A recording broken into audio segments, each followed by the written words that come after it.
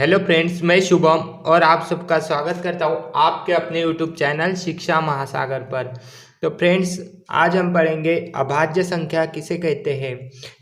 तो मैं हमारा टॉपिक शुरू करने से पहले आपसे मेरी एक रिक्वेस्ट है कि अभी तक यदि आपने हमारे यूट्यूब चैनल को सब्सक्राइब नहीं किया है तो हमारे यूट्यूब चैनल शिक्षा महासागर को सब्सक्राइब कीजिए तथा बेल आइकन को प्रेस कीजिए, जिससे आपको हर वीडियो की नोटिफिकेशन प्राप्त हो सके। तो चलिए हमारा टॉपिक शुरू करते हैं। आज का टॉपिक जो हमारा है वह है अभाज्य संख्या किसे कहते हैं और कोई संख्या अभाज्य है या नहीं उसे हम कैसे पहचानेंगे। तो देखिए, अभाज्य संख्या की परिभाषा मैं आपको बता देता हूँ। देखिए, अभाज्य संख्या क्या होता है। एक से बड़ी वह प्राकृत संख्या है जो केवल एक तथा स्वयं से विभाजित होती है, वह कौन सी संख्या कहलाती है? अभाज्य।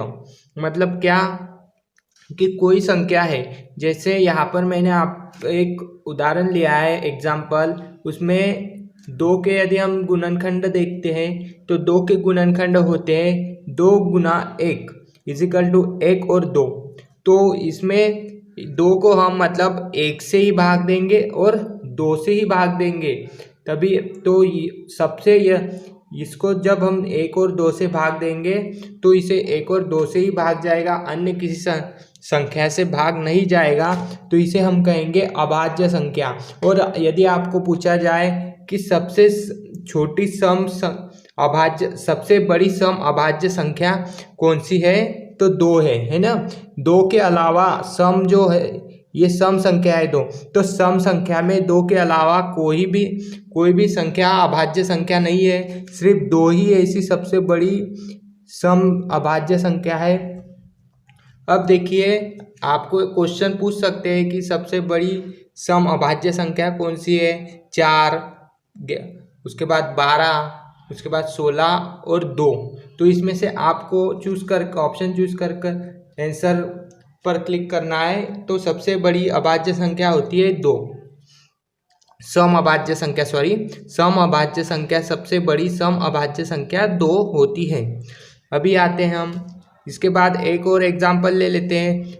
यदि हम 97 के गुणनखंड लेते हैं तो उसको भी 97 को हम सिर्फ एक और उस 97 से ही डिवाइड कर सकते हैं। इसके अलावा किसी संख्या से 97 को भाग नहीं जाता है। अब आता है, देखिए, अब कोई संख्या अभाज्य है या नहीं, ये हम कैसे ज्ञात करेंगे। तो देखिए, अब हमारे पास एक क्वेश्चन है 137 तो इसे हम क्या करेंगे।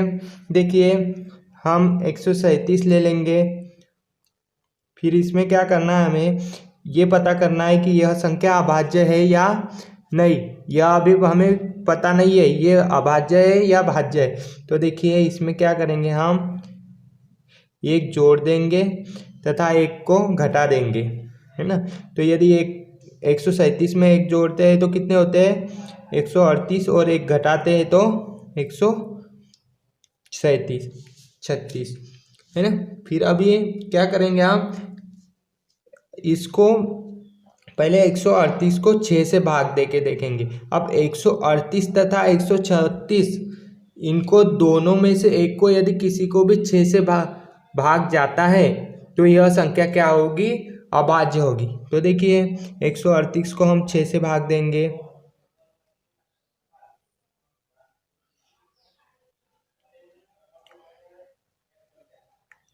छः एकम 6, 6 दूनी 12, 6 तिया 18। ये आपका ये 6 तिया 18, सॉरी।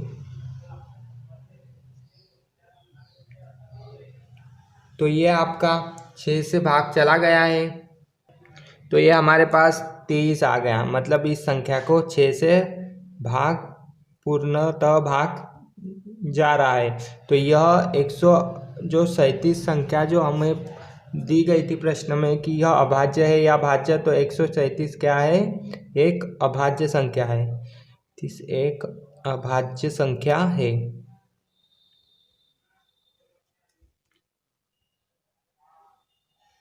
अब कई स्टूडेंट के मन में सवाल आता है कि यहाँ पर 6 से ही क्यों भाग दिया।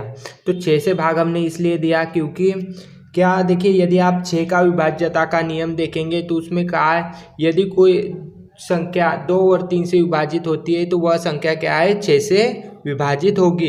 इसलिए हम यहाँ पर 6 से ही भाग देंगे। यहाँ पर 6 के विभाज्यता का नियम लगता है। आपको यह ध्यान रखना है कि 6 से भाग देना है तो 6 से ही क्यों भाग दिया, क्योंकि यहाँ पर 6 से विभाज्यता का नियम लागू होता है। अब अगला क्वेश्चन देखते हैं। अब हम लेंगे 3528, 2 नंबर ये क्वेश्चन लेंगे। 3528 अभाज्य है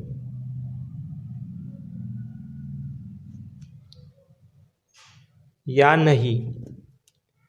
देखिए, यह हमें पता करना है कि यह संख्या अभाज्य है या नहीं। देखिए, मैं आपको जो कोई भी संख्या अभाज्य है या नहीं, तो ये जो मैं आपको बता रहा हूँ ना, एक शॉर्ट ट्रिक के माध्यम से बता रहा हूँ, है ना। क्योंकि आप कोई भी कॉम्पिटिटिव एग्ज़ाम देने जाते हैं ऑल इंडिया लेवल पर या स्टेट लेवल की जो भी कॉम्पिटिटिव एग्ज़ाम होती है, जैसे ऑल इंडिया लेवल पर ले लीजिए आपकी MPSC, UPSC, bank exam, SSC exam, उसके बाद में टीचर फील्ड के एग्ज़ाम अगर लेते हैं आप, CTET, KVS, NVS, DSSB, MPTET, UPTET, तो इन सभी स्टेट, इन सभी एग्ज़ाम में इस प्रकार के क्वेश्चन आते हैं। और पिछले साल अभाज्य संख्या से लेकर जो पिछली बार जो रेलवे में एग्ज़ाम हुई थी लोको पायलट और ग्रुप डी की, तो उसमें भी अभाज्य संख्या से लेकर बहुत सारे क्वेश्चन आए थे। आप नेक्स्ट ईयर के पेपर में देख सकते हैं रेलवे के। तो देखिए, अब हम नेक्स्ट मतलब दूसरा क्वेश्चन देखते हैं। तो 3528 अभाज्य संख्या है या नहीं, यह हमें ज्ञात करना है। तो वैसा ही करेंगे, हम क्या करेंगे, ये 3528 ले लेंगे, इसमें एक जोड़ देंगे, एक घटा देंगे, तो क्या हो जाएगा, 3529 इधर और इधर हो जाएगा 3527। सॉरी, यहाँ पर हम 3528 के स्थान पर 3529 ले लेंगे।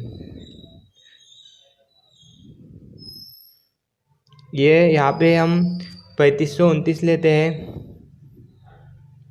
तो यहाँ पर ये 3529 ले लिया हमने, तो यहाँ पर एक जोड़ देंगे और एक घटाएंगे, तो 3529 में एक घटाया तो कितने हो जाएंगे, 3530, और यहाँ पर एक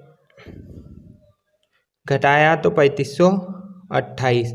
अब देखिए, हम 3530 से तो हमें पता है कि इस संख्या को भाग नहीं जाने वाला है 3530 को। अब हम 3528 को 6 से भाग देकर देखते हैं।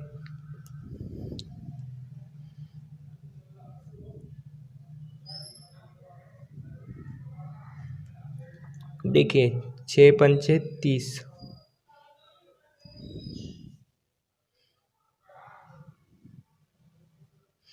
बचे 5, ये 6 पंचे 30, यहाँ पर बचे के 5, ये आ गए 2, 6 48, 6 8 48, ये बचे 4, ये आ गए 8, 6 48, 0। तो देखिए, यहाँ पर 6 से 3528 को पूरा भाग जा चुका है। तो यह हमारे पास 3528 एक अभाज्य संख्या है। क्या है, 3528 अभाज्य संख्या है। अब इसके बाद हम और देख लेते हैं एक एग्जाम्पल, यहाँ पर ही ले लेते हैं।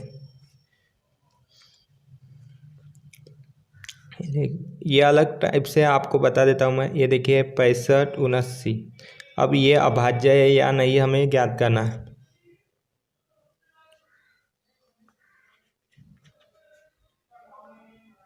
तो देखिए क्या कर, इस प्रश्न में थोड़ा सा अलग करना होगा आपको।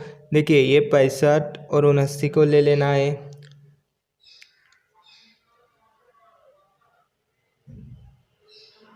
इसमें एक जोड़ना है एक घटाना है। तो देखिए इसमें एक जोड़ा तो कितने हो जाएंगे 65 80 और ये हो जाएंगे 65 78, है ना।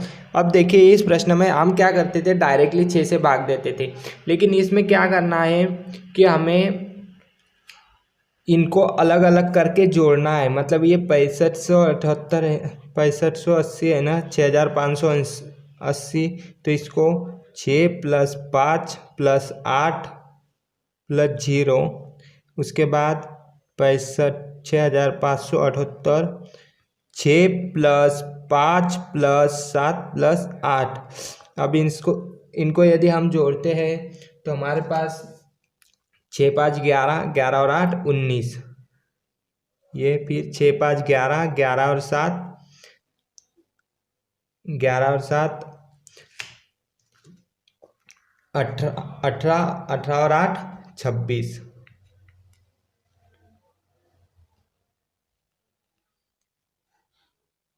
तो देखिए हमारे पास एक संख्या का आ गई, एक आ गई 19 तथा एक आ गई 26। तो अब हम क्या करेंगे, ये 19 और 26 को 2 और 3 से भाग देकर देखें। मैंने आपको इसके पहले बताया कि हम किसी भी संख्या को 6 से भाग देंगे तो 6 से विभाज्यता का नियम क्या कहता है, यदि किसी संख्या को 2 और 3 से भाग जाता है तो वह संख्या 6 से विभाजित होगी। अब यदि ये 26 या 29 को 2 या 3 में से किसी से भी भाग जाता है तो यह संख्या क्या हो जाएगी, अविभाज्य। तो हम डायरेक्टली 26 को देकर देखते हैं, 26 / 2, 2 एकम 2, यहाँ पर 2 एकम 2 और बेतिया 6, ये आ गया आपके। तो ये आ गया, तो देखिए इसको पूर्ण रूप से भाग चला गया है तो यह क्या है 6579 एक अभाज्य संख्या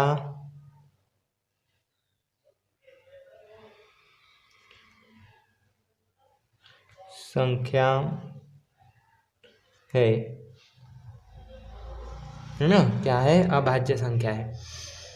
ये क्वेश्चन में आपको ध्यान में रखना है क्योंकि इसको यदि हम 6 से भाग देकर देखते हैं 6580 तथा 6578, तो इस संख्या को 6 से आप डिवाइड नहीं कर सकते। ये 6580 तथा 6578 को आपको 2 और 3 से भाग देना है।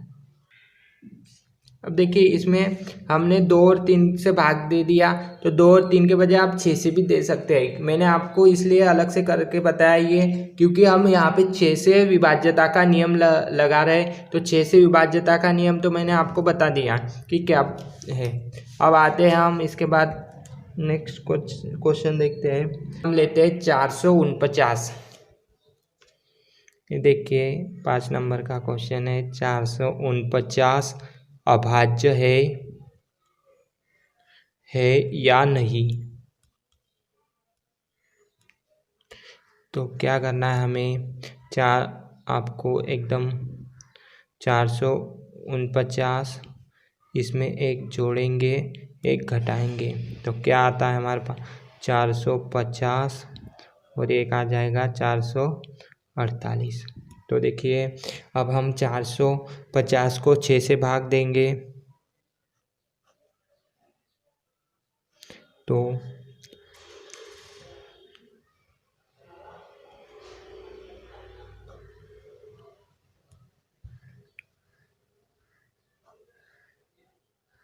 तो 6 से इसको भाग चला गया है तो 449 एक अभाज्य संख्या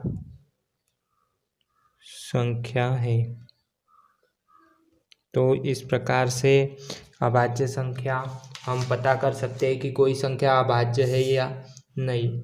तो यदि आपको वीडियो पसंद आए तो हम वीडियो को लाइक कीजिए, शेयर कीजिए तथा हमारे यूट्यूब चैनल शिक्षा महासागर को सब्सक्राइब कीजिए। तो ओके फ्रेंड्स, अगले लेक्चर में मिलते हैं। Thank you.